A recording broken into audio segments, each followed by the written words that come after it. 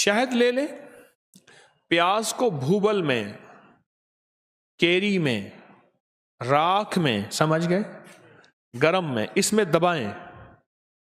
जब दबाएंगे वो गर्म हो जाएगा, ऊपर वाला छिलका जल जाएगा, ऊपर वाला छिलका हटा लें और इसको दबा के इसको निचोड़ें और इसका पानी निकालें। अब इसका पानी और शहद हम वजन, सुबह शाम दोपहर जितनी भी ज़रूरत हो 2 चम्मच ले सकते हैं। हर किस्म की खांसी, सांस का मसला हल हुआ।